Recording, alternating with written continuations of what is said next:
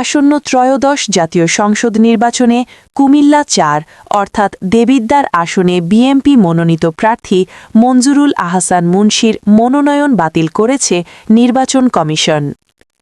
শনিবার ১৭ জানুয়ারি বিকেল ৪টায় রাজধানীর আগারগাঁওয়ের নির্বাচন কমিশন ভবনে শুনানি শেষে এই ঘোষণা দেয় ইসি।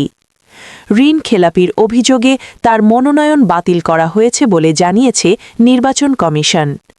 এদিকে একই আসনে ১০ দলীয় নির্বাচনী জোট থেকে অংশ নিচ্ছেন এনসিপির আলোচিত প্রার্থী হাসনাত আবদুল্লাহ।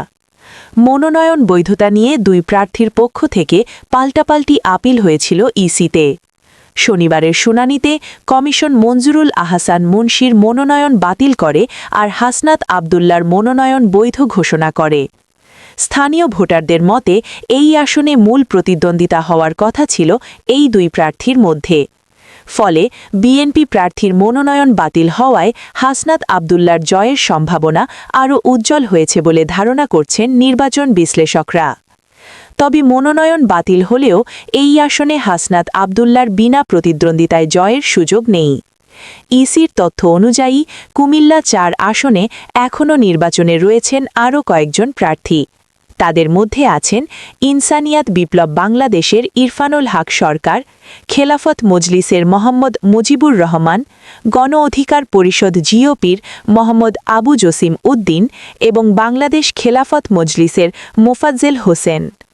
যদিও খেলাফত মজলিস ও বাংলাদেশ খেলাফত মজলিস ঐক্যবদ্ধ বাংলাদেশ জোটের অংশ হওয়ায় শেষ মুহূর্তে তাদের প্রার্থিতা প্রত্যাহারের সম্ভাবনা রয়েছে। যদিও বিএনপি প্রার্থী মঞ্জুরুল আহসান মুন্সির সামনে এখনও উচ্চ আদালতে যাওয়ার সুযোগ খোলা আছে। হাইকোর্টের রায়ে প্রার্থিতা ফিরে পেলে ভোটের চিত্র আবারও বদলে যেতে পারে। তবে আইনি প্রক্রিয়া শেষ না হওয়া পর্যন্ত চূড়ান্ত কিছু বলা যাচ্ছে না।